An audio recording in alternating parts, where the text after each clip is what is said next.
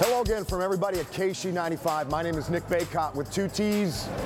With me once again, Mike from Weber Chevrolet. We are on Welcome to the dealership. At one of their newly renovated service centers. You got to check them out. More on that later. But we're going to talk about winterizing your car right now. So Mike, tell us what we need to know.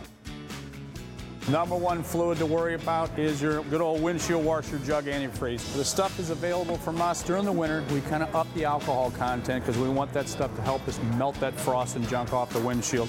It's always been never easy than anything else than just popping it and filling it until it splashes out. It does no harm, no foul. Again, when our guys are doing the lube oil and filters, we can check the quality of it and see where it's at. But a little higher content of alcohol always goes to help us, and that's what you want. It'll say winter blend on them or something along that nature. Same thing with stuff with us. And like anything else, we've become dependent on these for getting in and out of the car. Most folks don't put a key in the ignition or in the door anymore. Your key fobs are where it's at. These are the two biggest examples of the ones we have. The cool thing of it is it's a very simple procedure. I always tell people if they can't remember the last time they changed it, then take it out and throw it away. The lifespan's about 2 years, 24 months, depending on how much you use. Again, a very simple thing. Scrapers. Everybody's seen it. Everybody's been next to a guy who's digging away at this thing and busting to pieces. Buy the biggest honking scraper you can buy. Leverage is your buddy. Get a big old broom. Common sense. I know it's a silly thing, but it's not. Little rock chips can develop that you won't see. And if you come into it at 45 degrees and you're putting some force in it, the windshield can smash. Glass has never been thinner. We've got a layer of glass, a little bit of plastic, and more glass. And it is very, very susceptible to things like this. So use good old common sense.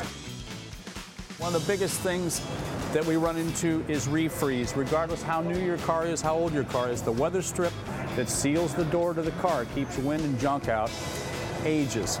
Silicone sprays your buddy in the middle of the winter.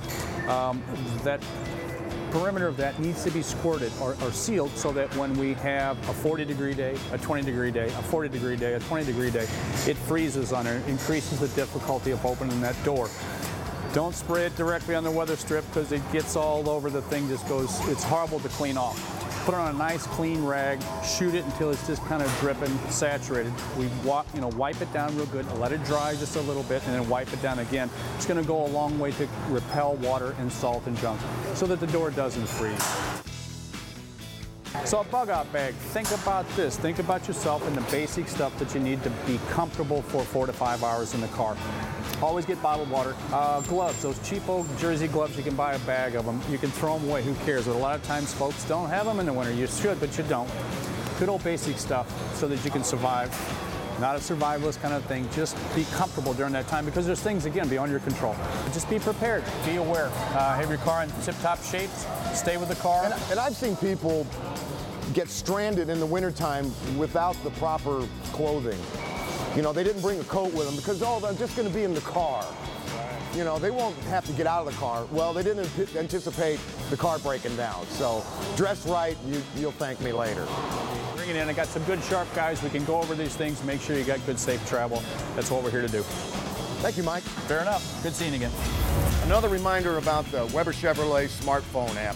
With a couple of clicks on a couple of buttons, you get your appointment scheduled, and you're safe, and you got a lot of peace of mind.